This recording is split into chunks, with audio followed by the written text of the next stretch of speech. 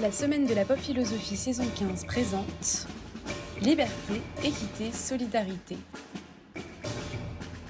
Une approche philosophique, sociologique, artistique, littéraire et pop à la fois. Du libre arbitre à l'éloge de l'inégalité, de la liberté du saumon au nouveau visage de la censure.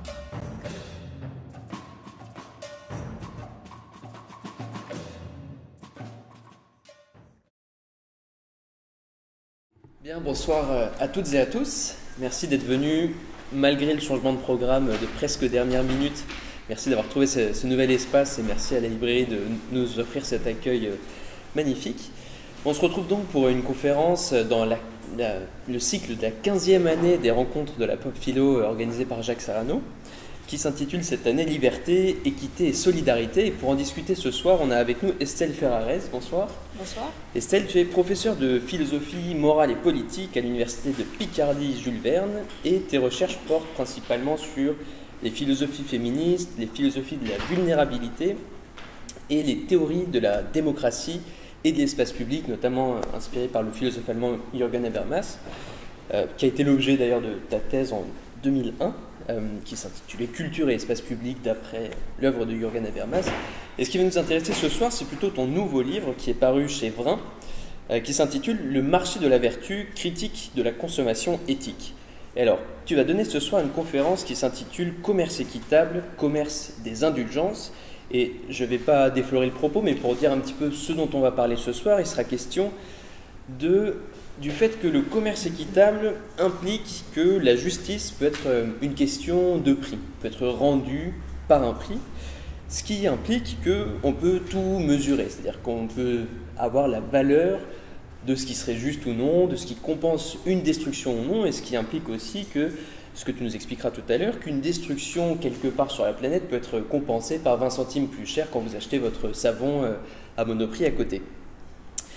Ça a aussi un autre effet sur lequel tu reviendras, il me semble, qui est que chacun devient responsable des destructions causées à l'autre bout de la planète en tant que consommateur ou que consomme-acteur, qui est le nouveau mot à la mode. Et tout cela pour ne pas questionner des structures plus larges, plus politiques, plus systémiques. Alors, Estelle, est-ce que tu peux nous expliquer en quoi le commerce équitable, c'est un nouveau commerce des indulgences ?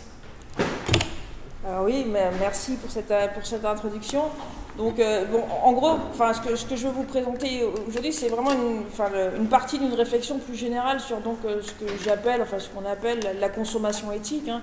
C'est-à-dire en fait le type de consommation que nous avons en partant du présupposé qu'il est possible de faire des justes choix, hein, c'est-à-dire en fait des choix qui sont moralement motivés, notamment par le fait d'avoir des considérations quant aux conditions de travail, conditions de production et aussi par rapport à l'environnement. C'est quelque chose qu'on fait tous et qu'on fait tous de plus en plus.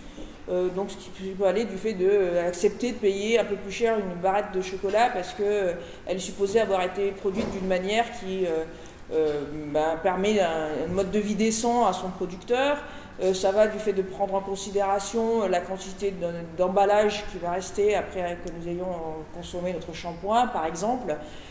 Ça peut aller aussi dans des considérations qui sont par exemple liées excusez-moi, j'ai un petit moment de fatigue, parce que je viens de parler pour 2 heures des étudiants. Donc. Ou par exemple, si vous voulez, c'est le fait d'utiliser des couches lavables, par exemple, pour ne pas avoir à jeter des couches, etc., etc. Donc on est tous en train de multiplier ce type de pratiques. Et mon questionnement, c'est, qu'est-ce qui se passe ? Qu'est-ce qui est en jeu sur la façon que nous avons de nous positionner par rapport au capitalisme ? Quels sont les effets réels de ce type de consommation ? Donc c'est le cadre général, et donc effectivement ça s'inscrit dans le cadre d'une réflexion sur l'équité, pour reprendre le terme qui est proposé par la semaine de Jacques Serrano. Donc d'une manière générale, l'idée de commerce équitable, déjà c'est quelque chose qui a une histoire particulière, puisque c'est au départ quelque chose qui s'inscrit dans les rapports Nord-Sud, donc c'est quelque chose qui est une histoire un peu ancienne, hein, donc ça ne couvre pas tout ce que j'appelle consommation éthique.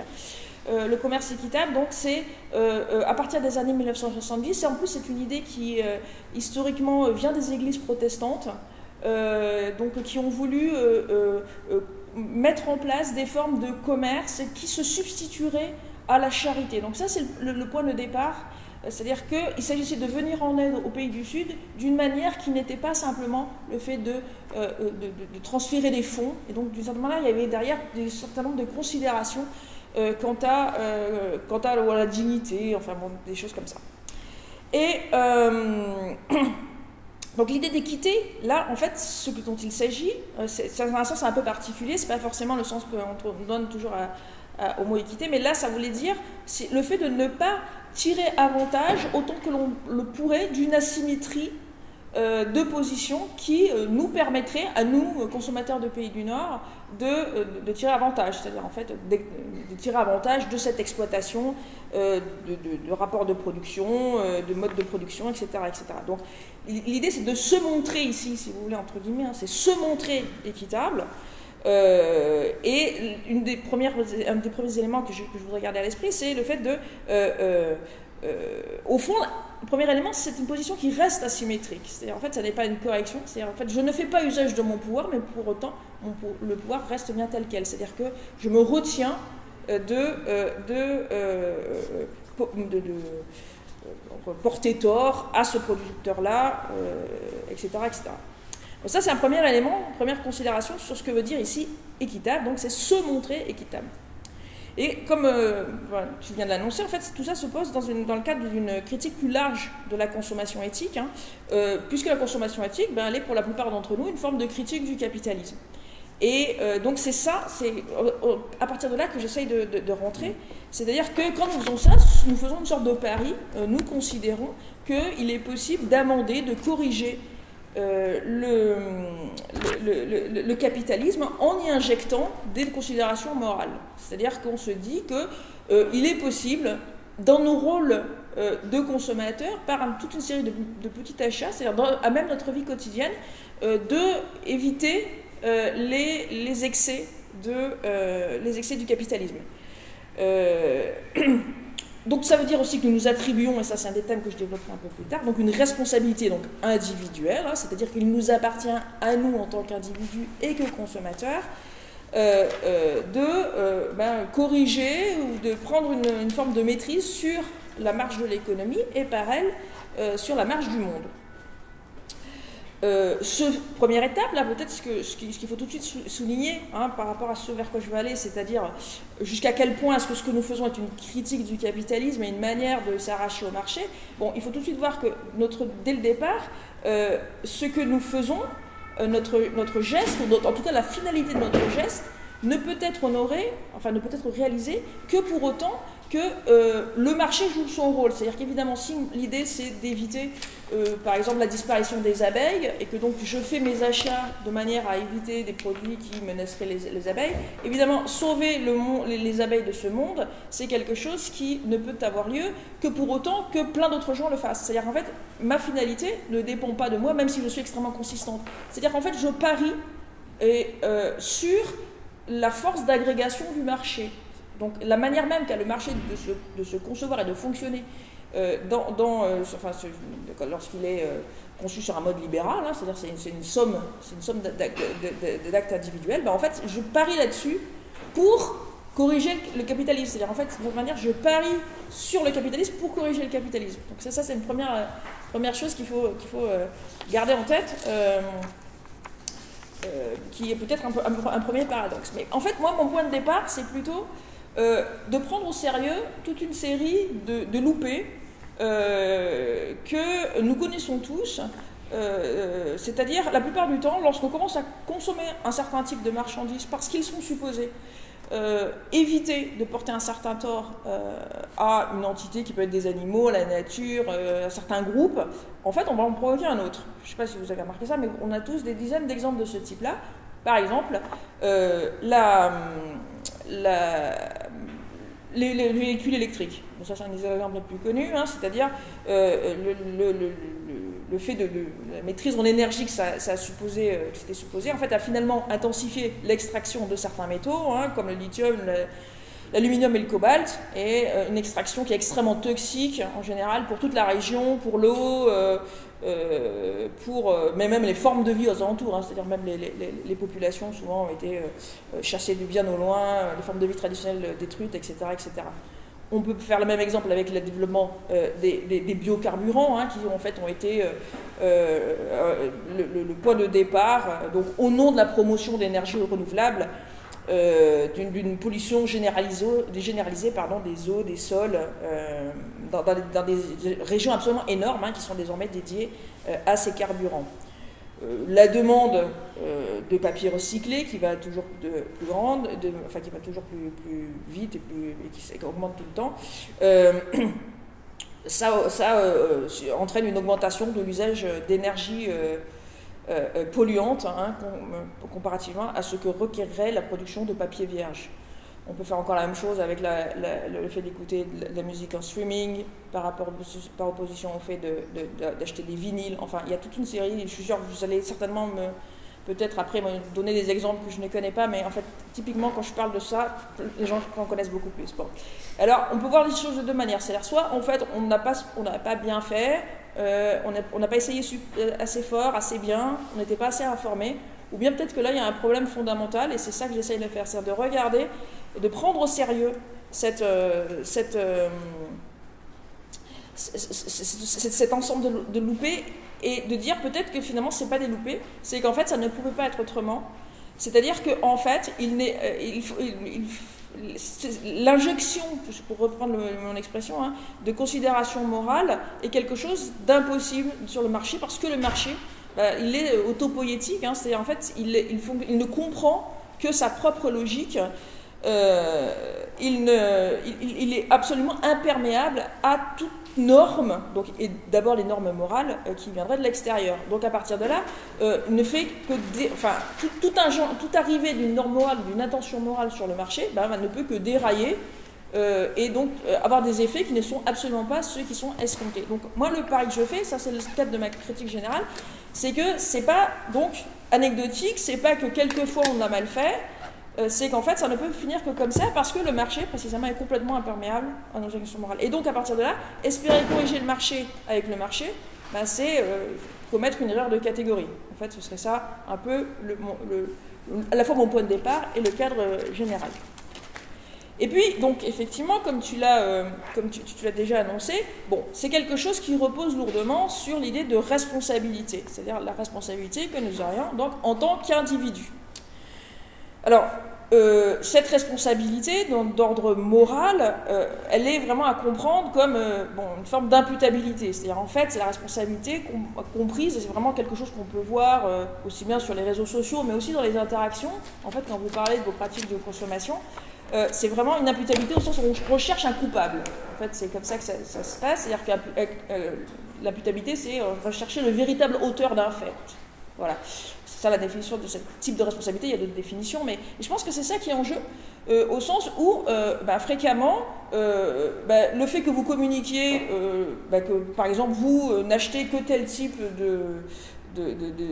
d'ingrédients, va immédiatement susciter des interrogations de la part de votre interlocuteur qui va vous dire « oui, mais tu fais ça ». C'est-à-dire, en fait, il y a tout le temps une injonction à montrer à quel point est-ce qu'on est cohérent et consistant, et où on a vraiment une sorte d'intensité dans nos pratiques. Et donc, il y a tout un jeu du blâme que nous mettons, quand je dis, je me mets dans cette espèce d'analyse sociologique rapide que je fais, hein, c'est rentrer dans la consommation éthique, c'est un peu faire quelque chose comme ça. Donc il y a vraiment cette idée de responsabilité. Donc déjà au niveau individuel, donc pas collective, c'est une des choses que je veux dire, mais aussi d'une responsabilité à comprendre comme une forme d'accusation. Et donc notamment, il faut tout le temps en particulier donner aussi des preuves de la sincérité et de l'authenticité de notre engagement, c'est-à-dire rien ne viendrait plus dégrader la qualité de mon acte de consommation éthique s'il était empreint de soupçons quant au fait que peut-être ce que je cherchais en réalité c'est à manger du meilleur chocolat. C'est-à-dire qu'en fait, il faut bien que ce soit... en tout cas, je me dois fréquemment de donner des preuves ou des gages que c'est bien... Ma considération est bien d'abord éthique, et pas du tout que j'essaye, encore une fois, d'avoir accès à des meilleurs produits, ou par exemple d'avoir un comportement de classe, hein, puisque ça c'est aussi quelque chose qu'on trouve beaucoup, c'est-à-dire ce serait une forme de logique de distinction, c'est-à-dire moi je peux me permettre de consommer de cette manière-là, et donc voilà, je me distingue de ceux qui ne le peuvent pas. Je montre donc, pour le dire dans des mots extrêmement banals, je me comporte comme un bobo, et c'est une manière de me positionner socialement, voilà. Mais en fait, je ne peux pas, enfin, il faut que je me, en quelque sorte, détache de ce type d'accusation, hein, donc qui suppose qu'il y ait une sorte de mise en accusation perpétuelle des uns et des autres dans la consommation éthique, hein. Il y a tout le temps une sorte de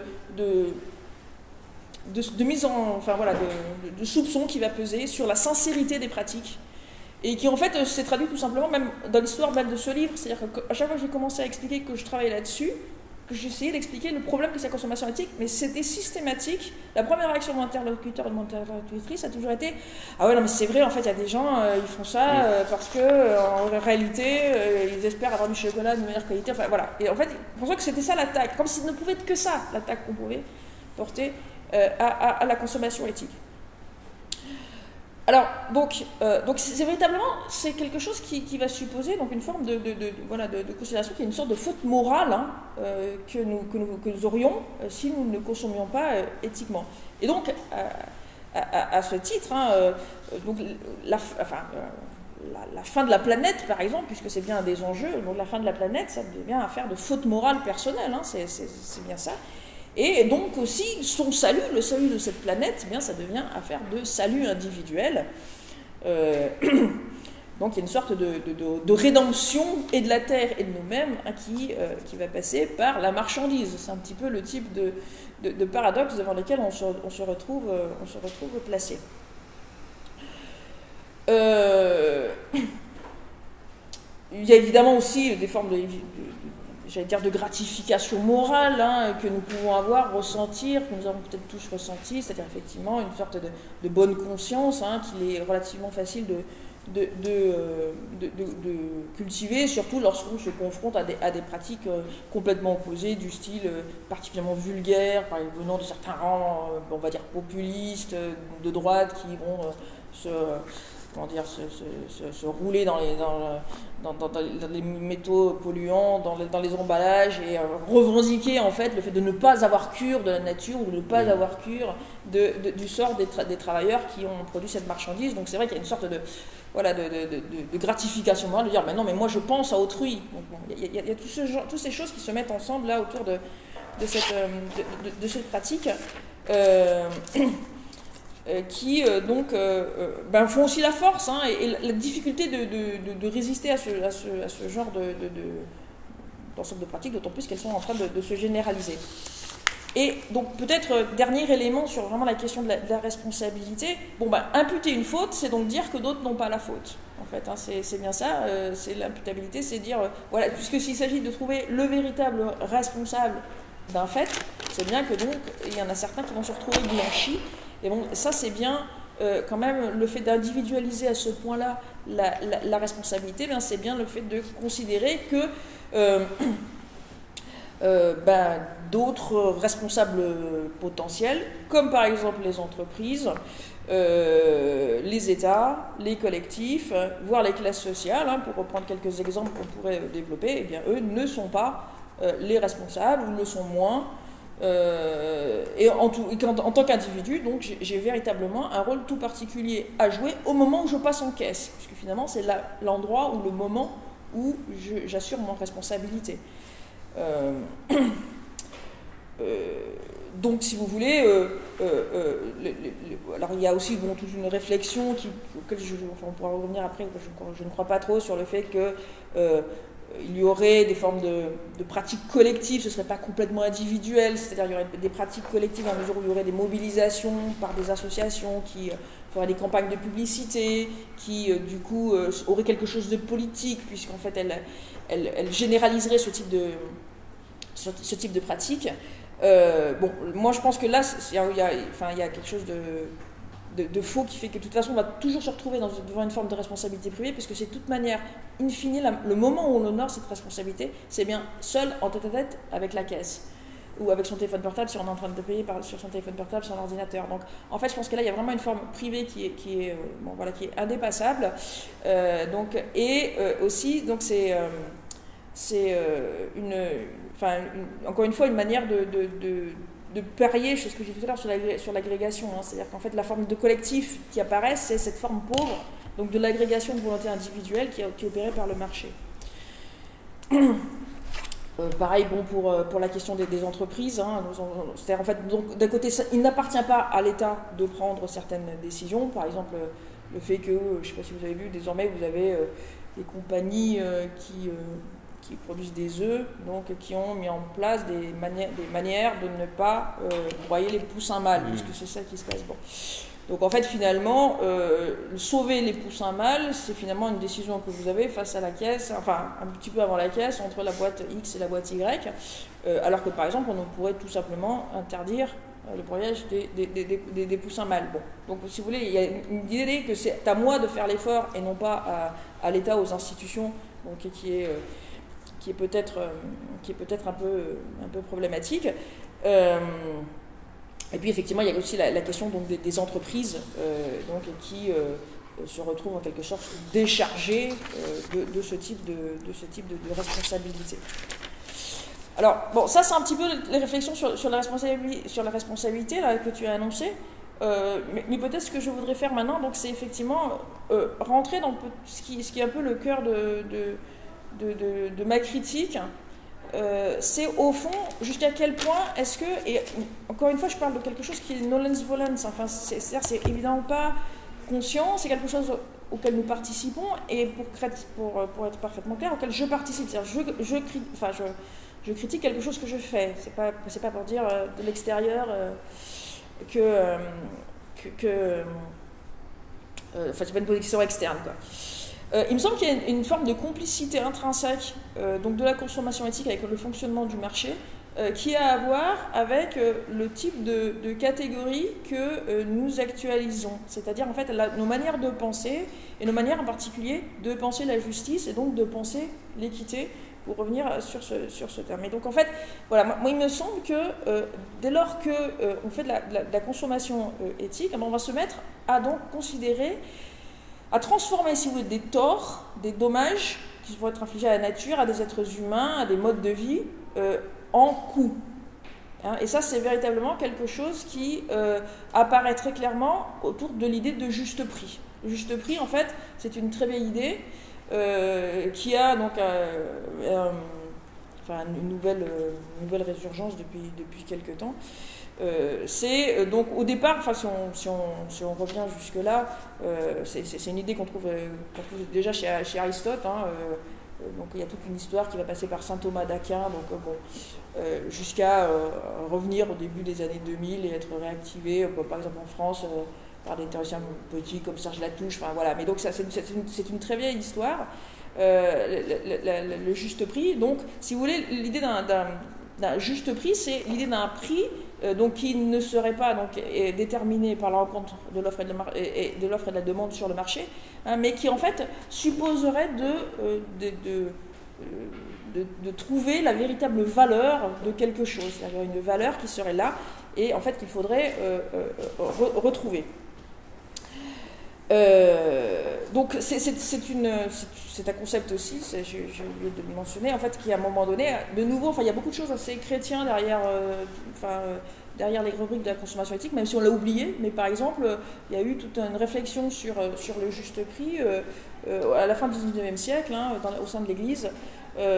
Donc il y avait toute la doctrine sociale de l'Église catholique, notamment l'encyclique de Léon III, Rerum Novarum, en fait, pose à la fois ce que c'est qu'un juste prix et ce que c'est qu'un juste salaire. Et en fait, ce qui est assez intéressant, c'est que ce juste salaire et ce juste prix sont pensés précisément comme un outil pour résister à la menace communiste. C'est-à-dire que par rapport aux propositions que sont en train de porter les partis communistes de l'époque, et donc notamment les formes fin de la propriété privée, même fin des salaires, puisqu'il s'agit en fait d'abolir tout bonnement de salaire, et puisqu'il s'agirait de posséder en commun les moyens de production, ce genre de choses, c'est, j'allais dire, afin de résister à ça, qu'il y a cette idée donc d'un juste salaire, hein, qui permet une sorte de dignité. Donc, en fait, si vous voulez, ce prix qu'on doit pouvoir identifier donc, est lié à la prise en compte d'une valeur intrinsèque de la chose, mais aussi à la prise en compte de certains coûts. Et ça, aujourd'hui, c'est beaucoup plus vrai. Ce n'était pas forcément le cas dans les précédents moments d'intérêt qu'il y aurait eu pour le juste prix. Mais donc, en fait, aujourd'hui, l'idée du juste prix, c'est le fait d'introduire dans le prix, de prendre en considération des coûts qui ne sont pas habituellement donc, honorés par le marché tel qu'il fonctionne pur. C'est-à-dire, en fait, c'est ce que les économistes appellent les externalités. C'est-à-dire qu'il y a un certain nombre de coûts, comme par exemple des coûts environnementaux,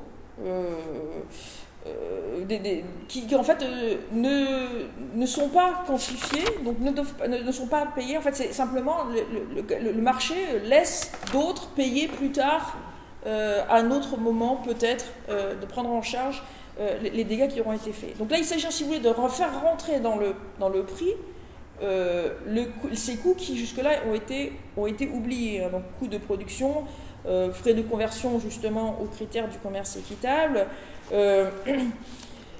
coûts engendrés par l'aménagement de la durabilité, hein, ça coûte plus cher si effectivement on respecte les saisons et si on utilise moins d'engrais, coûts environnementaux, etc. etc.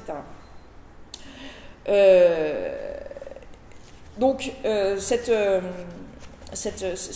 façon de calculer les coûts, comme je vous disais, est aussi une certaine manière de quantifier, en fait, de transformer en quantité un dommage et surtout de transformer en une quantité qui est évaluée dans la monnaie. En fait, c'est ça qui est en jeu. C'est-à-dire que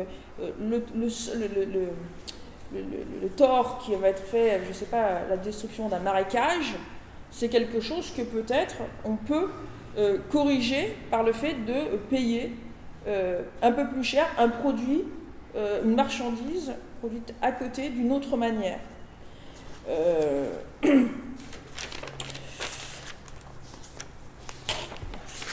Bon, donc du coup, je vous épargne la partie sur Aristote, je suppose que je n'ai pas le temps.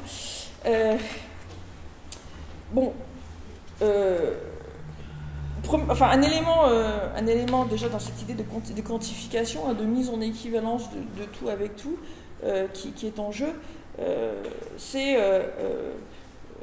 le fait que finalement, le point de départ de toutes nos réflexions, quand on essaye donc de payer un juste prix, c'est que le fait que ce prix soit juste suppose bien un peu l'existence du marché. C'est-à-dire que la justice, le pari qu'on fait, c'est que la justice, elle peut être rendue par le marché. Et donc que la justice ne suppose pas, par exemple, de s'arracher au marché, ce qui serait aussi une autre chose. Mais là, véritablement, en fait, la justice est affaire de marché, est affaire de prix. Donc, si vous voulez, il y a une conception de la justice comme affaire de quantification, et une quantification qui va passer par la monnaie. C'est aussi, l'idée de juste salaire a fait l'objet de beaucoup de critiques au sein du marxisme au XIXe siècle. Alors là, du juste salaire, donc, qui n'est qu'une partie du juste prix, mais bon, les deux choses s'articulent assez fréquemment, notamment par Marx, hein, qui, comme je vous disais tout à l'heure, était complètement en faveur de l'abolition du salariat en tant que tel, hein, et qui... Dans un texte qui s'appelle Salaire, prix et profit, dit en fait tenter de réclamer une rémunération égale ou même équitable sous le régime du salariat équivaut à réclamer la liberté sous le régime de l'esclavage. Donc on a cette critique assez radicale du fait que en fait ça permet le maintien d'un certain système. Alors, mais il me semble qu'indépendamment de tout ça, vraiment le cœur du problème, c'est donc ce que je vais appeler l'idée de commensurabilité. C'est-à-dire en fait le fait que tout est comparable à tout. Donc c'est quelque chose qui a été beaucoup critiqué dans une perspective marxiste depuis des siècles, en fait, qui en parle comme d'un effet propre du marché. Donc là, on laisse de côté un instant la consommation éthique. Hein, c'est-à-dire qu'il y a, chez des gens comme Lukács ou dans l'école de Francfort, toute une focalisation de la critique du capitalisme sur la question du marché. Et que fait le marché, en fait? Alors, dans la mesure où il y a la monnaie, c'est qu'en fait, tout peut être transformé en tout, d'accord? Puisque vous pouvez vendre un objet pour en racheter un autre ou en racheter des autres. Et donc, il y a une sorte de fongibilité. Hein, tout peut être transformé en liquide. Hein, la fongibilité, ça veut dire ça fond et ça se transforme en quelque chose d'autre. Ce qui signifie aussi que la particularité de chaque chose est perdue. Tout peut être transformé en autre chose.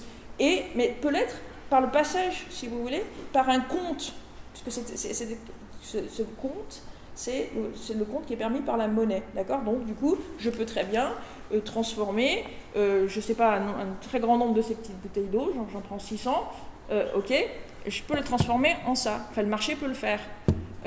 Parce que c'est en passant par la monnaie que tout est fongible en tout, et on peut mettre aussi dans tout ce qui est fongible, par exemple les heures de travail, enfin bon, voilà.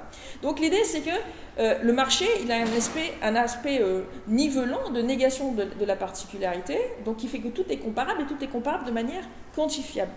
En fait, ce que j'essaye de défendre, au fond, c'est ce qu'on est obligé de faire quand on consomme éthiquement. Et c'est ce qu'on fait tout le temps, même y compris, et surtout quand on est en fait en train d'essayer de critiquer le capitalisme.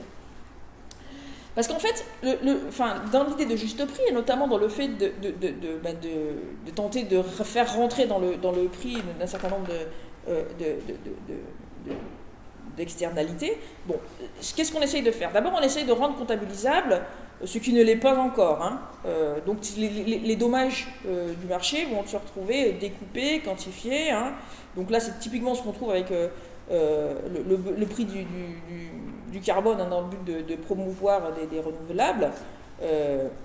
Donc la question c'est qu'est-ce qui compte? Il y a plein de problèmes. Qu'est-ce qui compte comme externalité, hein, et comment est-ce qu'on va pouvoir évaluer en termes monétaires des choses extrêmement différentes, telles que la disparition d'une espèce, d'un paysage, voire de quelques milliers de personnes. Hein. Parfois, quand certains villages sont tout bonnement rayés pour en raison d'extraction de minerais, c'est bien ce qui se passe. Donc voilà, tout ceci va être transféré donc, dans des termes monétaires.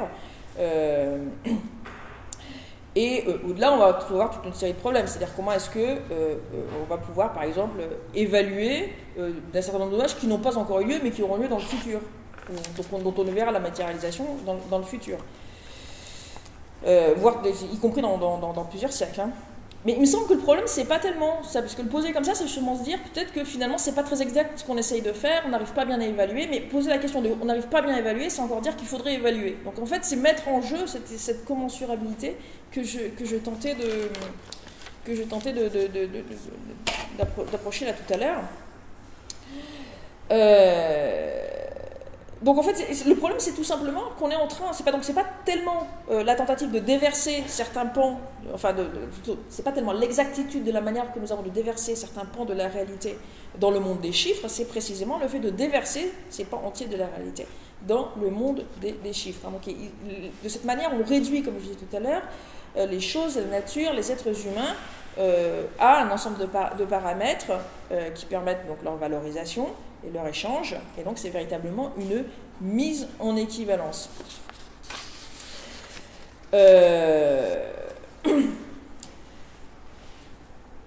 Et cette mise en équivalence, elle se fait encore une fois par la médiation du marché. Donc on a vraiment le marché qui est là à tous les niveaux, donc c'est-à-dire à la fois ça fonctionne par le marché.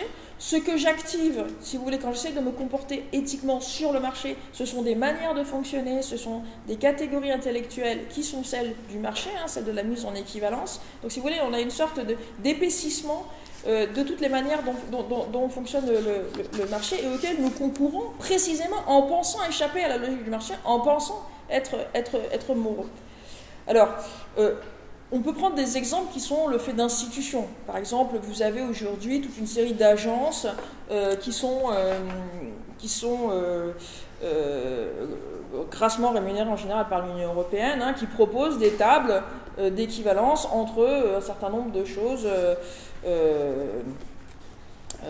qui passent par le fait que, par exemple, être responsable ça c'est par exemple pour les entreprises, donc être responsable de la destruction ou de la souillure extrêmement importante d'un hectare de terre de très bonne qualité, peut être, si vous voulez, en quelque sorte compensé par le fait de permettre un certain nombre de cultures sur une surface plus grande. Donc si vous voulez, on a donc véritablement quelque chose sur lequel les gens ont beaucoup travaillé, hein. C'est vraiment c'est assez intéressant de regarder les choses, hein. Ils ont vraiment des cas d'équivalence. Et donc par exemple, vous allez avoir, je ne sais pas si vous avez une usine qui va s'installer à côté d'un marais et qui va mettre fin à tous les batraciens, va faire disparaître tous les batraciens qu'il y a autour de cet étang. Si par ailleurs, en fait, donc il y a, je sais pas, prise en charge d'une autre cause environnementale pas très loin dans la région, on a considéré comme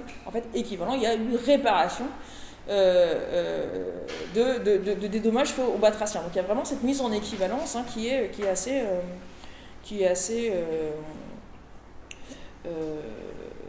frappant. De la même manière, vous avez toutes les considérations sur ça c'est bien connu, hein, les gaz à effet de serre, hein, et le fait que tout est toujours réduit aux équivalents CO2, hein, c'est-à-dire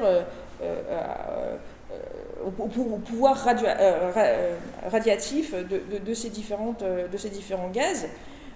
Mais en fait, si vous voulez, précisément en réduisant tout à des questions de quantité, hein, on met en équivalence des causes de rejet, hein, qui n'ont strictement rien à voir, notamment par rapport à nos formes de vie, puisque finalement la culture de riz, hein, qui est source de méthane, l'agriculture itinérante sur abatis brûlis, hein, qui est source de CO2 non fossile, ou encore le sport automobile, hein, qui est source de CO2 fossile, sont finalement tous mis en équivalence par la quantité par le pouvoir radiactif. Alors que bien même, on comprend bien que c'est pas du tout la même chose pour notre forme de vie, le fait de faire de la course automobile ou de cultiver du riz. Pourtant, ce passage par cette quantification, hein, opère bien des formes d'équivalence. Voilà, donc on pourrait dire, oui, mais bon, ça, ce sont quelques agences mal informées, de mauvaise foi, peut-être au service peut-être d'un certain capitalisme ou des grandes entreprises. Moi, en fait, ce que je voudrais dire, c'est que finalement, c'est aussi ce que nous faisons, nous, en permanence, dans nos pratiques éthiques quotidiennes. Hein. C'est-à-dire qu'il y a toute une économie que nous mettons en place d'équivalence, notamment ça passe par l'usage de la catégorie d'empreinte. Donc, qui va être l'empreinte écologique, l'empreinte carbone, l'empreinte eau, vous connaissez les différentes déclinaisons. Donc, il suppose un calcul, et donc qui va supposer et permettre la mise en équivalence de choses très différentes. Et qui va aussi, si vous regardez bien, et c'est pour ça que, bon, là je sais que j'arrive au bout de mon temps, mais j'en arrive donc à mon titre, et qui va être aussi pour nous la possibilité de nous accorder des formes d'indulgence. C'est-à-dire qu'en fait, il y a cette idée donc d'une empreinte générale que nous aurions dans la façon que nous avons de nous relater à nos différentes pratiques de notre vie quotidienne, et qui fait que, bon, finalement, puisque je ne fais pas ça, alors c'est pas si grave si je fais ça. Par exemple, je n'ai pas de voiture, donc ce n'est pas si grave. Donc mon empreinte carbone est plutôt basse de ce côté-là, donc je peux tout à fait peut-être prendre l'avion 2, 3, 4 fois, etc., etc.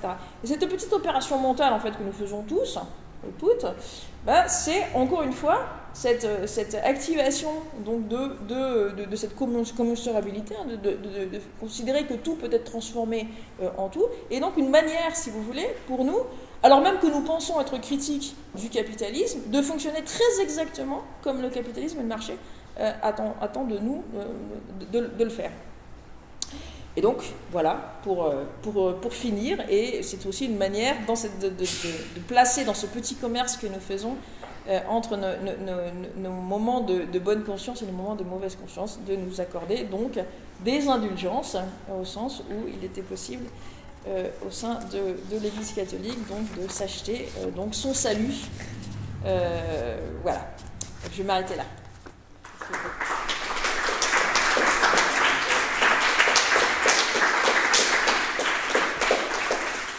Alors on va lancer un débat dans quelques minutes, mais je vais peut-être essayer de redonner 2-3 points sur lesquels on peut rediriger tout ce que tu viens de dire, qui était dense et passionnant. Ce que tu disais tout à l'heure, c'était que tu ne crois pas au côté consommation collective non plus, même si c'est encadré par des associations. Et tu disais, à la fin, on se retrouve seul en tête-à-tête avec la caisse. Alors, selon toi, qu'est-ce qui fait qu'on ne peut plus penser à un acte de consommation comme étant collectif? C'est-à-dire qu'avant, on a pu avoir des campagnes de boycott qui ont pu entraîner des transformations, semer des brèches dans les empires coloniaux, les sociétés commerciales coloniales notamment au XVIIIe et XIXe siècle. Pourquoi est-ce qu'aujourd'hui, ça semble un petit peu justement daté ou hors de propos de dire bon, on va essayer de boycotter une entreprise qui ne semble pas fonctionner en faisant ça comme si c'était une action collective? En fait, l'idée, pour moi, c'est pas collectif au sens où c'est juste une forme de coordination d'action privée. En fait, c'est ça que je veux dire. C'est qu'en fait, ces opérations de boycott, c'est comme les opérations d'information. Ce qu'elles essayent simplement de faire, c'est de précipiter ou d'accélérer cette forme d'agrégation dont je parlais, qui est propre au marché. Donc en fait, il n'y a pas de rupture avec la logique du marché, c'est simplement précipiter quelque chose et qui fait que de toute manière, il appartient bien finalement au marché de réaliser ce que nous souhaiterions. C'est par rapport à ça que je tentais de dire. Enfin, je ne parlais pas tellement d'une rupture historique au sens où ça aurait été possible et ça ne l'est plus. C'est juste qu'aujourd'hui c'est devenu tellement massif que voilà, peut-être on regarde d'une autre manière, mais c'était. Je pense pas que. En fait, pour moi, toute tentative de corriger le marché par le marché va forcément échouer. Et c'est pas une question d'époque, quoi. Et alors pour revenir sur cette idée aussi que tu citais au début, notamment la consommation éthique, le bio, etc. Dans les années 70, il y a un des grands penseurs de l'écologie politique, Bernard Charbonneau, qui voyait apparaître le début de l'agriculture biologique et qui montrait que ça allait devenir un marché de niche et que le capitalisme avait besoin, d'une certaine manière, ça c'était son analyse, d'une agriculture à deux vitesses, une offre d'un côté de luxe et de l'autre une offre alimentaire dominante. Ce qu'il écrivait, c'était qu'on va créer des déserts agrochimiques au milieu desquels on va mettre quelques ghettos verts qui produisent des produits biologiques pour des épiceries de luxe. Alors, bon, ça c'était quand même au début des années 70. Est-ce que l'agriculture biologique et compagnie c'était un piège, et quelles auraient été les alternatives, quelles propositions fortes on peut mettre en regard de tout ce commerce équitable, l'agriculture biologique et toutes ces consommations de niche? Alors, déjà, je récuse un peu l'idée de piège, parce que, et c'est pour ça que d'une certaine manière, c'est encore plus pervers, parce que précisément, je ne pense pas que ça a été un plan, à un moment donné, de quelques capitalistes qui se sont dit, tiens, il y a encore un marché qu'on n'a pas exploré, tentons le marché éthique. Ça, je ne le pense pas du tout. Bien qu'évidemment, oui, ça crée du profit. Mais ça, j'allais dire, ça c'est la critique, on sait, le marché mute sans cesse, crée de nouveaux marchés. Des fois il se fait artiste, des fois il se fait éthique, ça on le sait depuis longtemps. Donc je veux dire, ça c'est une certaine évidence. Donc moi je pense pas qu'il y ait une sorte de piège. Voilà. Maintenant, la question c'est quelles sont les propositions fortes. C'est un petit peu sur ça que j'ai commencé. C'est-à-dire qu'en fait pour moi, c'est vraiment une manière. Alors j'utilise un peu un mot de Karl Polanyi là, pour parler de quelqu'un qui a beaucoup pensé à la question de la relation entre la morale et le marché. Au milieu du XXe siècle, pour moi la question c'est vraiment il n'y a que l'État, les institutions, alors c'est pas, ça peut être aussi un groupe d'États, puisqu'aujourd'hui on est vraiment dans une forme de mondialisation avancée, mais c'est vraiment là où en fait on peut avoir des décisions d'ordre contraignantes qui sont beaucoup plus susceptibles de diriger, d'empêcher ou de ralentir peut-être le désastre écologique, de prohiber certains types de pratiques dans les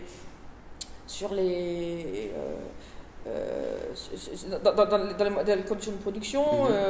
Par exemple, on peut, je sais pas, il pourrait y avoir des choses comme contraindre les sociétés à gérer leurs déchets et toutes les choses, plutôt que de penser que c'est finalement la question de la quantité de déchets doit être prise en charge par le consommateur qui doit choisir entre un shampoing avec beaucoup de plastique et un shampoing avec moins de plastique.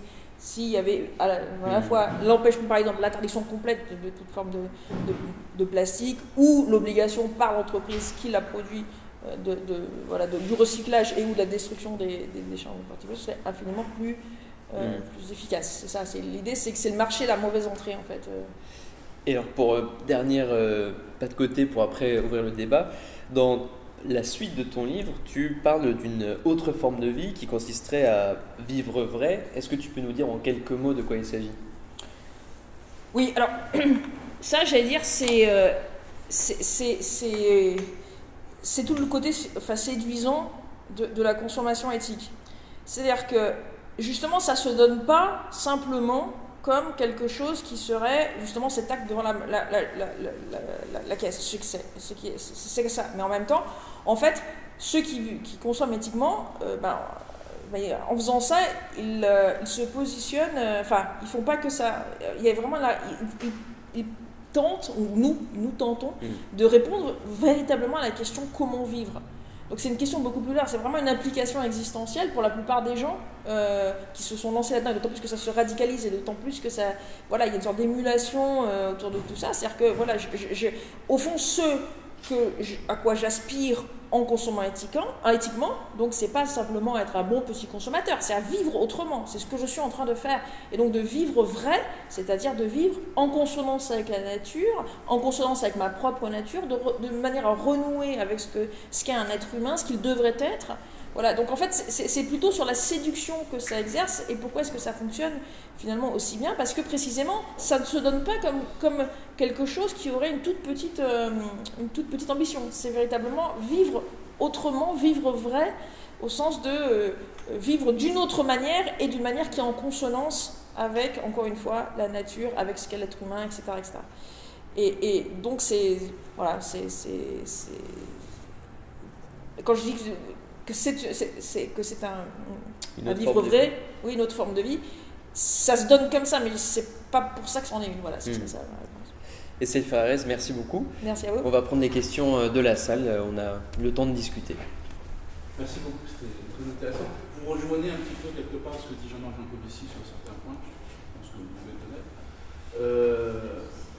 Après, on a l'impression qu'on est dans une impasse parce qu'on a un énorme jeu de Mikado qui s'est table, et puis dès qu'on veut bouger quelque chose, ce que vous disiez, il y a un truc qui va aussi merder, pardon, l'expression, à côté. Et donc, on peut se demander quelle est la solution à tout ça, parce qu'il y aura la notion de commerce équitable aussi, équitable pour qui? Du point de vue de qui? Du point de vue du producteur de cacao, du point de vue du consommateur, du bobo marseillais ou parisien, peu importe. Donc j'ai l'impression que quand on rentre dans ce genre de considération, on arrive quasiment toujours à une aporie à la fin. C'est-à-dire qu'on n'arrive à rien en fait. Parce qu'il y aura toujours une conséquence qui fera que ça ne marche pas. Donc la première question qu'on peut se poser, c'est est-ce qu'il n'est pas finalement plus pertinent ou intelligent, enfin pertinent c'est un peu prétentieux, mais l'effondrement, on en a vécu. Certains disent qu'ils vont se produire.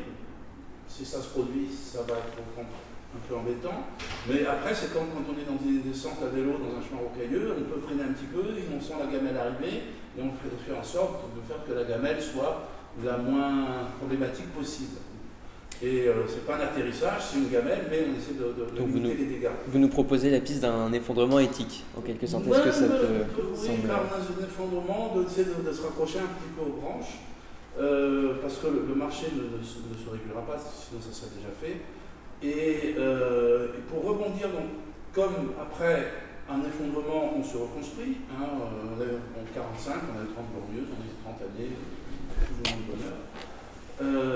Pour rebondir sur ce que vous avez dit à la fin, est-ce que finalement, une fois qu'on s'est cassé la figure dans le maquis avec son VTT, électrique ou pas, peu importe, est-ce que la solution, vous parliez d'un vivre autrement, de revenir sur l'essence de l'être humain, etc., et une solution qui peut paraître incongrue, instruction et pauvreté. Si vous êtes instruit et que vous avez peu de moyens de consommation, vous allez être obligé l'être humain voulant être heureux, il va être obligé de trouver des solutions pour être heureux avec peu de moyens. Et on peut y arriver. Mais bien sûr, si on n'a aucune instruction, c'est plus compliqué, parce qu'on connaît moins les choses essentielles. Et on revient finalement à des choses que vous parlez de la religion catholique, c'est aussi un peu le vœu de pauvreté des moines, par exemple, qui vont pas tous devenir moines, c'est pas vu, mais qui s'instruisent, mais qui font de pauvreté pour finalement essayer trouver un bonheur. Dans le cas des moines, j'en ai dans ma famille qui finalement n'était peut-être pas si heureux que ça à la fin. Voilà. Mais voilà, Mais après ça, la chose, c'est, dans l'immense complexité du monde actuel, comment est-ce qu'on fait pour arriver à ça? Sans que ça se casse complètement. Je sais pas, il y a plusieurs questions là, enfin, j'ai l'impression que vous avez énoncé plusieurs pistes. Alors vers la fin, vous parliez, j'ai l'impression de ce qu'on appelle la frugalité, c'est-à-dire en fait effectivement ce qui accompagne parfois ce que vous avez nommé la pauvreté des moines, etc. Donc effectivement, parfois les projets de consommation éthique particulièrement radicaux, mais qui restent des projets de consommation éthique, vont supposer des formes de frugalité, c'est-à-dire en fait il s'agit de baisser le niveau de consommation. Si ça reste de la consommation, pour moi c'est toujours problématique. Après c'est autre chose, les communautés qui s'arrachent, il y a des communautés qui s'arrachent complètement, qui vivent en autonomie, avec un système de production qui est propre. Bon là on s'arrache au marché, ça c'est autre chose. Et simplement baisser, bon, ça ne change pas grand-chose au principe, même vous consommez moins, mais ce que vous consommez, ça met toujours en jeu le marché. Donc bon, voilà. Après, vous avez l'impression que vous aviez une proposition un petit peu avant, un peu plus provocatrice, que j'ai déjà entendue, en fait, donc qui souvent, en fait, c'est souvent des gens qui sont autour de Badiou, qui disent des choses comme ça, mais donc, il consiste à dire, ah bon, mais donc, en fait, pourquoi ne pas accélérer la fin du monde ou la fin du capitalisme, finalement, en consommant mais vraiment n'importe quoi, balançons du plastique partout et payons le moins possible de manière à exploiter jusqu'au bout le producteur de cacao. Non mais je veux dire, ça peut être quelque chose comme ça, c'est en fait accélérons la fin du monde, quoi. C'est ce type de... Ah non, pardon, je pensais que moment donné. Mais cela dit, ce type de choses, j'ai déjà entendu, voilà, c'est pas forcément ce que j'essaye de prôner, mais voilà, effectivement, la question c'est comment s'arracher. Alors il y a l'accélération jusqu'à la fin du monde, il y a baisser, mais encore une fois, pour moi, moi ce que je prône, c'est encore une fois, c'est beaucoup plus une réaction étatique, institutionnelle et législative, quoi. C'est ça, voilà. Mais après, je reste assez, enfin voilà, plus de la posture critique et un certain confort. Je n'ai pas forcément les clés pour. On va avoir une question derrière. Puis, merci, bravo. Je voulais vous poser une question. Ton exposé était parfaitement clair, démontrer comment Marx, avec l'analyse et la critique de la monnaie, on est arrivé avec cette idée de commensurabilité, c'est-à-dire que de passer du troc à l'échange tel que nous le connaissons, on ne savait pas, échanger sa vache contre ses poules, il faut bien passer par la monnaie qui va donner la valeur. Alors, tout ça est bien connu. Mais la question que je voulais te poser est différente. Y a-t-il de l'incommensurable?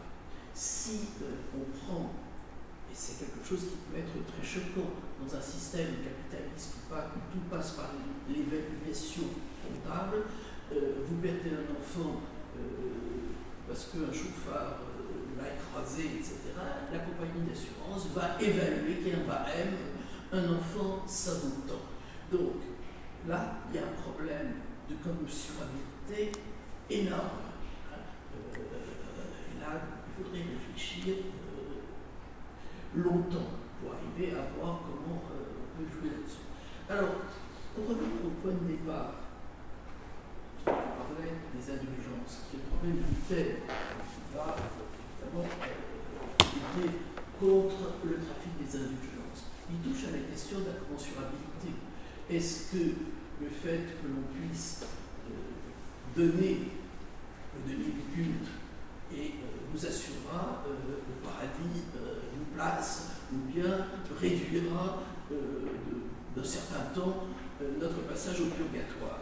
Et là, on se heurte évidemment à un problème d'incommensurabilité.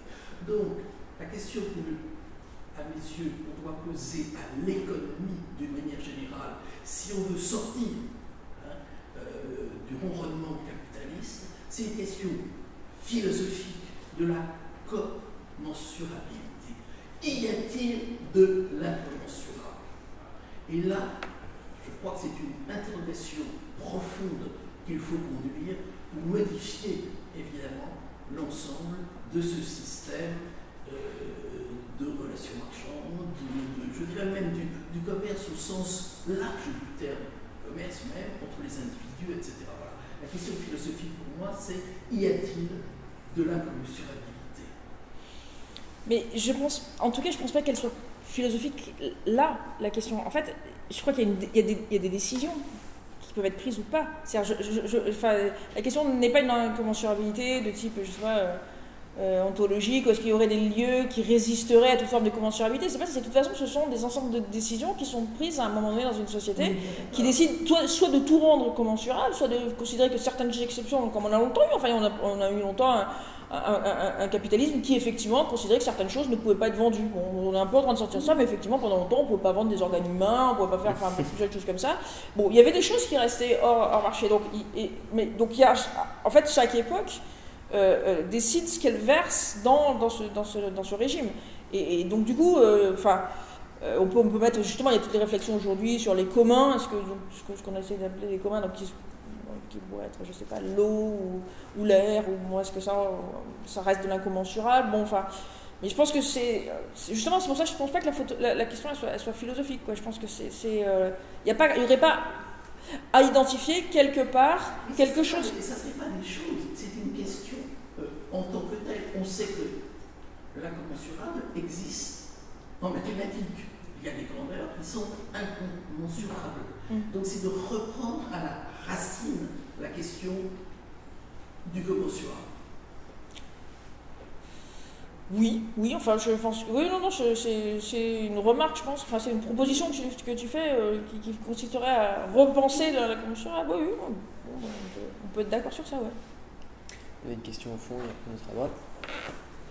Merci pour cette conférence très intéressante qui nous ouvre de nouveaux horizons. Et la question qui me vient quand je vous écoute, c'est vraiment une curiosité sur la question d'être quelqu'un de bien dans le monde dans lequel nous vivons. Parce qu'aujourd'hui, là ce soir, je suis dans cet environnement occidental, dans ce monde du travail, dans cet environnement pollué, etc. C'est là où je suis. Et donc, je suis intéressée par, dans votre regard, peut-on être encore quelqu'un de bien ? C'est-à-dire, est-ce qu'il n'y a qu'une radicalité qui peut nous éviter d'être complices d'un système qui fait ce que vous avez expliqué dans le détail ? Est-ce que c'est possible aujourd'hui d'être quelqu'un de bien, moralement parlant ? Là je vais vous répondre avec une citation assez connue de la personne qui m'a le plus influencé, qui est donc Théodore Adorno, et qui en fait il y a une citation qui dit il n'y a pas de vie bonne dans un monde faux, il n'y a pas de vie vraie dans un monde faux. Et donc en fait c'est une façon de répondre, en fait, non, on ne peut pas. C'est une pensée extrêmement noire, hein, mais en fait, nous sommes tous embarqués dans quelque chose qui fait qu'il n'y a pas, même, je veux dire, lui, il va encore plus loin, mais même le fait de se retirer dans une bulle, c'est toujours une manière de ne pas transformer, de ne pas mettre fin à ce monde, et donc on ne peut pas simplement s'en tenir à une sorte d'éthique privée qui fait que, voilà, je serai... dans mon jardin, je parlerai avec personne, je ferai que mes carottes, et puis vraiment, encore ça, c'est toujours participer au système, quoi. Donc voilà, c'est ça, il n'y a pas de vivre dans un monde faux. Je crois qu'on avait d'autres questions par là-bas. Oui, moi je voulais intervenir, je suis responsable espagnole, et puis comme j'ai du temps maintenant, je suis donc bénévole, artisan du monde, jeune dans la boutique de Aix-en-Provence, et je fais des interventions au milieu scolaire sur ce qu'est le commerce équitable. Donc je vous félicite pour votre démonstration philosophique, parce qu'effectivement ça permet à la fois d'entrer dans le concept d'équité, d'égalité, de responsabilité. Là tout est parfait.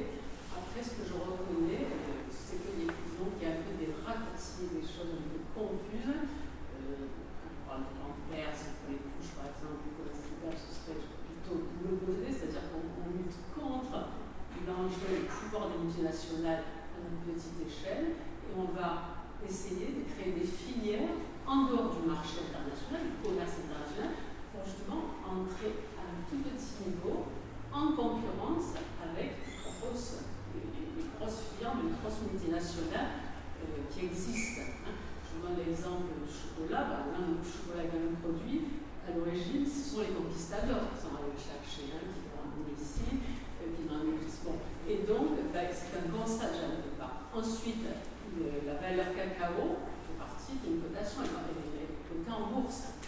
Le commerce éthique, effective entre guillemets, parce qu'effectivement c'est tout relatif. Hein. Dans un monde capitaliste qui, dans nos régions, dans le monde occidental, domine. Hein. Donc, on va chercher à créer un rapport de force déjà qui est différent dans le domaine du café, le Jacques Vabre, le grand-mère, le café grand-mère, le gros capitaliste qui débarque et qui fait sa loi sur le marché. Là, c'est différent. Hein. Il y a une approche qui est différente par rapport au producteur. On va à la base de ce qui produit, hein, donc le cacao, par exemple, au chocolat. Et donc ensuite, on essaie de créer des filières qui, d'une certaine façon, vont entrer en concurrence avec le commerce international traditionnel. D'accord, vous voyez?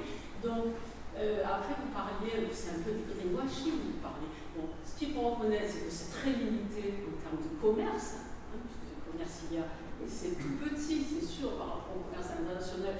Dans les boutiques artisanales du monde, par exemple, il y a quelques produits, c'est surtout l'artisanat au départ. Hein, vous parliez de l'année 70, c'était l'idée de l'abbé Pierre. Hein, voilà. Donc, tout ça pour vous dire que, autant d'un point de vue. Oui, mais je reviens juste pour finir avec ça. Tout à l'heure, vous avez dit, parce que je suis fidèle, vous avez écouté tout à l'heure dans les jeunes, vous avez dit, oui, la parole de langage, ça demande validité. C'est-à-dire que l'autre, on attend de l'autre qu'il valide. Oui. Donc, c'est tout le oui, effectivement. On a tendance à valider ce que vous dites, parce que vous avez conviction. Après, bon, moi je vais rester bénévole avec mes convictions aussi. Hein, voilà. Non, mais tout à fait. Non, mais c'est pas. Enfin, ce que je veux dire, c'est. Bien sûr, j'essaye de faire vraiment, si vous voulez, je parle pas du greenwashing. En fait, justement, la question n'est pas tellement de mettre en cause la bonne ou la mauvaise foi des gens, vraiment des gens qui soient justement les grands producteurs comme les petits producteurs. En fait, j'essaye de ne pas rentrer par la question de l'intention, de la pureté des intentions. Ce que j'essaye de dire, c'est que précisément, il me semble que c'est une critique du capitalisme qui part du mauvais point de vue. Je ne dis, donc ça, oui, c'est-à-dire qu'en fait, voilà, mais donc du coup, le fait qu'il y ait des gens qui soient parfaitement honnêtes et sincère, et je suis sûre que vous l'êtes, comme moi sincèrement je le suis, enfin je ne pourrais plus aujourd'hui acheter voilà, des trucs avec des tonnes de plastique autour, donc c'est pas ça, et que probablement vous êtes des multinationales qui justement commencent à faire toute une série de pubs pour dire que ça en fait c'est plus vert, en fait c'est pas vrai, enfin voilà, voilà c'est ça, mais j'allais dire ça c'est un autre problème, j'allais dire c'est indifférent par rapport à ce que j'essaie de dire, c'est que au fond, le capitalisme et la fonction du marché du capitalisme, c'est que c'est un système. Et simplement penser que ce système, on va pouvoir le réformer en réformant les esprits, je pense que c'est pas la bonne manière, de rentrer. C'est-à-dire que c'est pas en obligeant les entreprises à être plus morales, ou nous en étant toujours plus morales, en essayant toujours plus dur, en fait il y aura toujours ce phénomène de déraillement dont je parlais, parce que par ailleurs il y a du profit à faire ailleurs, et donc voilà, donc il y a vraiment cette idée, si vous voulez, d'un marché qui fonctionne comme un système, non seulement parce que voilà, il est indemne, mais aussi parce qu'en fait les catégories qu'il utilise, il les duplique dans la manière que nous avons de fonctionner. C'est ça en fait, si vous voulez, ce que j'essaie d'expliquer autour de la commensurabilité, c'est que finalement la façon que nous avons, nous, de nous comporter en tant qu'individus éthiques, c'est en activant un mode de fonctionnement qui vient du marché. C'est-à-dire, moi, quand je suis le plus authentiquement éthique, donc j'essaye vraiment de faire des formes de comparaison entre différentes empreintes de carbone, qu'est-ce que je suis en train de faire? J'ai précisément... j'utilise des catégories intellectuelles qui sont celles du marché. Voilà, donc en fait, tenter de réformer cette catégorie intellectuelle, en fait, c'est juste... mais c'est pas sur la sincérité. Sur le fond, je suis d'accord qu'il y a des gens sincères et des gens qui ne le sont pas. Mais ça change rien, en fait, c'est ça que je veux dire. En fait, c'est l'éthique que vous voyez davantage. L'éthique. Quelle éthique il s'agit? Parce que c'est l'éthique.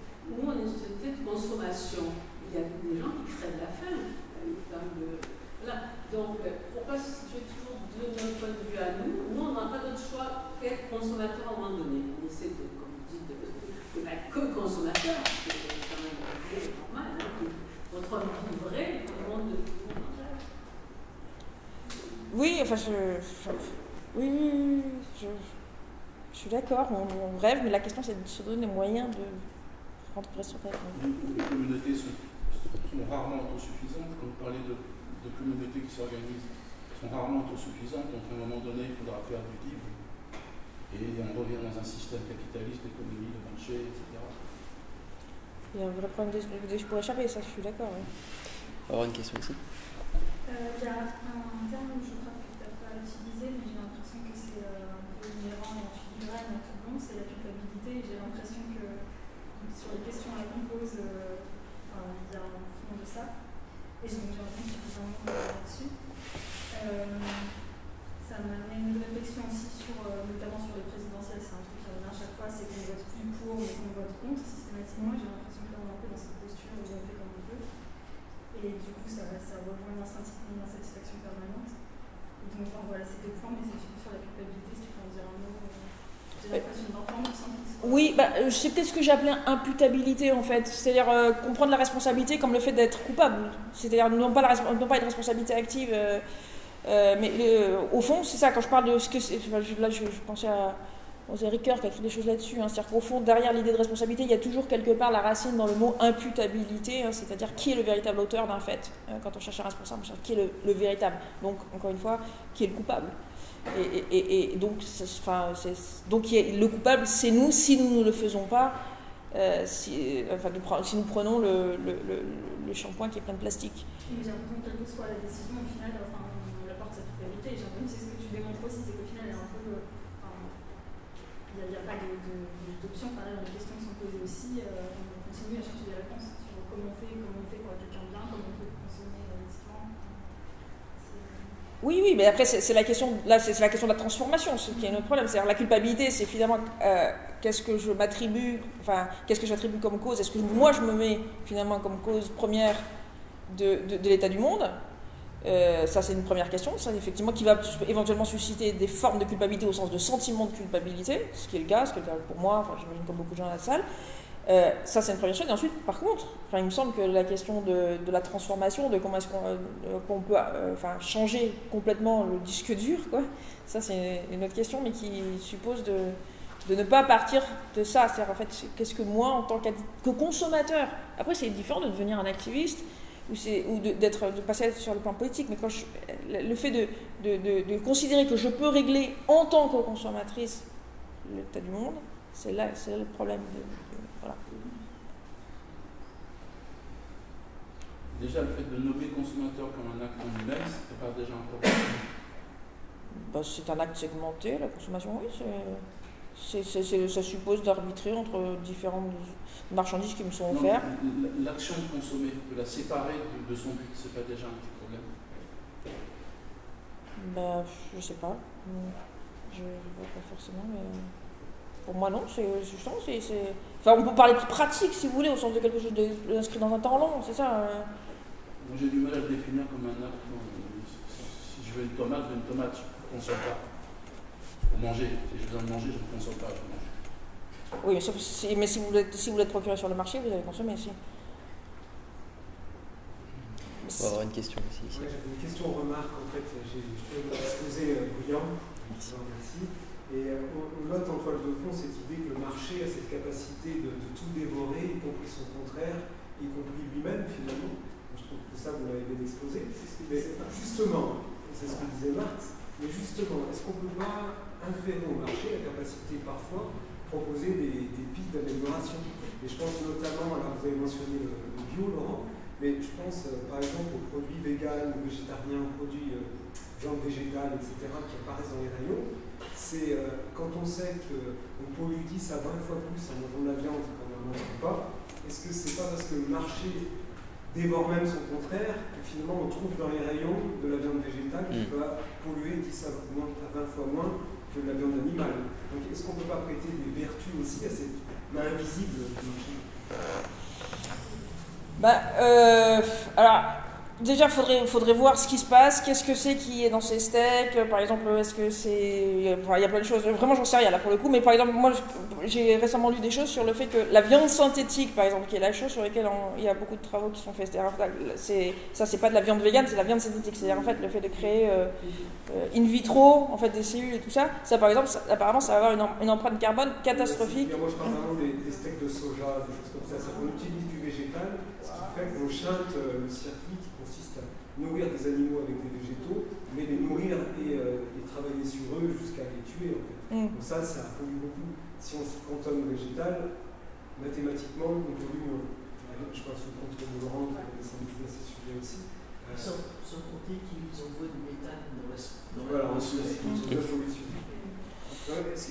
non, mais je veux dire, non, après, il y a deux questions différentes. C'est-à-dire, est-ce que, par exemple, passer à un mode d'alimentation végane, ça, c'est une question.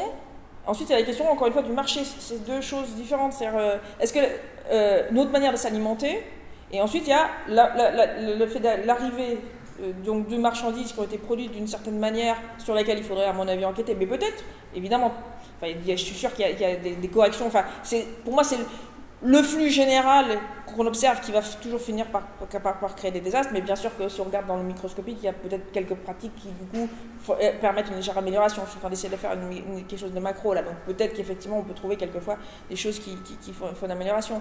Mais je veux dire, faut distinguer deux questions. Peut-être que devenir vegan, se nourrir autrement, mais c'est encore une fois après c'est la question de comment est-ce que je me procure ce qui me permet d'être vegan. Et est-ce que je me les procure sur un marché? Comment est fait ce marché? D'où viennent les produits réellement? Par exemple, les steaks de soja, je sais pas, mais par exemple le maïs, c'est vraiment une source de catastrophe écologique en chaîne, notamment parce que en fait, le maïs c'est un produit qui peut être transformé en toute une série de produits très différents les uns des autres, qui vont y compris de l'énergie, des choses comme ça, qui font qu'en fait il y a des zones entières du monde qui sont consacrées à la production de maïs. Donc peut-être ça va devenir un steak de maïs, mais peut-être que ça va devenir aussi du biofuel. Donc du coup il y a vraiment une sorte d'enquête générale à mener. Oui. Moi, je vais rebondir sur la question de monsieur. J'ai l'impression que ce qu'il voulait dire, c'est qu'il faut-il vraiment tuer le capitalisme? Est-ce qu'il n'y a pas forcément quelque chose de positif? D'accord, c'est ça la question. Utiliser le capitalisme pour arriver à faire quelque chose de finalement plus éthique, qu'on arrive à compenser. C'est un filigrane, que ce ne soit pas uniquement un procès à charge, parce que sinon ça devient radical, c'est une forme de radicalisme. Là, dont vous exposez, j'ai apprécié, mais on peut penser que ça devient une sorte de forte avec la radicalité quelque part. Est-ce qu'il n'y a pas des vertus quelque part aussi à cette même visite du marché qui va réguler merci d'avoir. Oui, c'est le pari que font certains sur le fait qu'au fond, ce seraient les consommateurs qui auraient imposé, ou certains consommateurs qui auraient imposé à certaines entreprises de lancer de nouvelles marchandises qui peut-être seraient meilleures, par exemple par rapport à l'environnement, etc. Donc il y aurait effectivement, si vous voulez, une véritable, une injection qui fonctionne d'une certaine manière, parce que l'entreprise est obligée de réagir à la demande. Donc la demande serait première, donc l'offre s'adapte, et peut-être que là on a une forme de moralisation qui serait en cours. Moi, c'est à l'échelle globale, encore une fois, à quoi je crois pas. Parce que ailleurs, il va y avoir autre chose qui va se déclencher, un effet pervers qui va être pris en charge par une autre entreprise qui, voilà, et je sais pas, par exemple, tout à l'heure, je suis arrivée de Paris, donc je suis arrivée à la gare de Lyon, où j'étais pas passée, je pense, depuis quelques mois.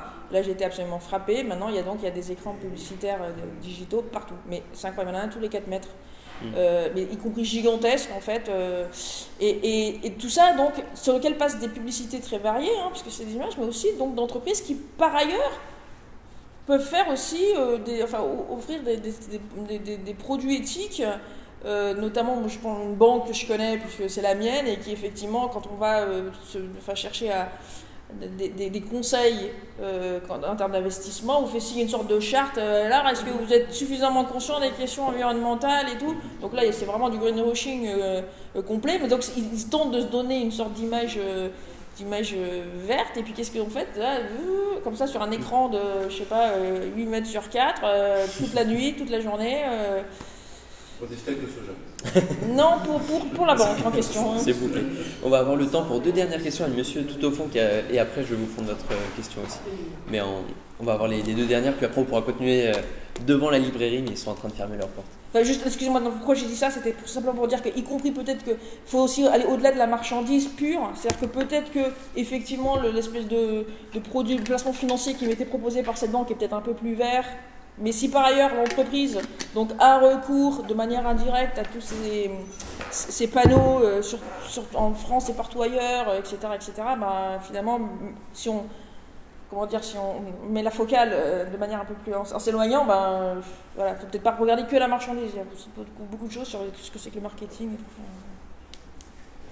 Pour résumer le problème, le souci de laisser au marché plutôt politique la création du commerce équitable, de la finance éthique, etc. Le principal problème, c'est que en laissant sur le marché, ça crée des options qui s'ajoutent à l'existant pour les substituer. Alors que le problème va sortir. Si le côté nuisible de mode de fonctionnement est avéré, il serait logique de l'interdire pour que les alternatives s'y substituent ou s'y ajoutées. Et donc ça en fait une question entièrement politique et non pas commerciale, ce qui fait qu'en fait ça relève normalement du citoyen plutôt que du consommateur. Et donc, c'est pas forcément mal en soi de créer cela. Le problème, c'est qu'il faudrait que ça se substitue à l'existant au lieu de s'y ajouter. Ah oui. C'est pas une option, mais impératif. Voilà, c'est ça. Non, là, on est complètement d'accord. Et effectivement, cette question de rajouter à l'existant, c'est ce qui se voit, y compris de manière, sur des petites choses, par exemple les ampoules. En fait, maintenant que ça sont supposées être moins polluantes, en fait, on va en consommer beaucoup plus, ou le fait qu'il y ait de plus en plus d'énergie renouvelable, ça, en fait, ça va pas ouais, c'est ça, ça va pas remplacer l'énergie traditionnelle, c'est juste juste à poser, etc. Donc c'est ça, c'est qu'en fait, c'est juste en plus, quoi. On va prendre une dernière question dans le cadre du débat officiel, puis après on continuera dehors. Si besoin. C'est pas vraiment une question, mais bon, on a bien sûr les jeunes déjà pour leur dire que le capitalisme, c'est de trouver des choses qui aillent, je ne sais pas, parce que par exemple, l'initiative éthique sur l'étiquette, concernant les vêtements, c'est arrivé suite à la grande catastrophe qu'il y a eu, ces milliers de travailleurs le club s'est écroulé, c'était déjà au Bangladesh. Donc c'était une catastrophe incroyable. Donc ces initiatives qui sont peut-être critiquables, je ne dis pas que ce n'est pas merveilleux, parce que l'e-commerce, effectivement, on l'a bien dit, c'est le profit, c'est l'argent de profit, ça c'est vrai. Mais en même temps, vous parliez, vous disiez que votre banque, vous l'avez vu sur des grands écrans. Il y a certaines banques, par exemple, pas citer des institutions en France, qui n'ont pas d'actionnaire. Déjà, c'est une étape par rapport à toutes ces banques privées qui sont sur le marché, qui sont sans arrêt en train de vendre, de racheter des titres, d'obligations, des actions. Donc, c'est un moindre mal au sein du capitalisme. Oui, c'est un moindre mal qui vous permet le maintien du système. Donc, voilà. Le système. Sinon, On s'arrête là-dessus, c'est pas un appel à la révolution, mais avec le ciel, c'est fait arrêter. Merci.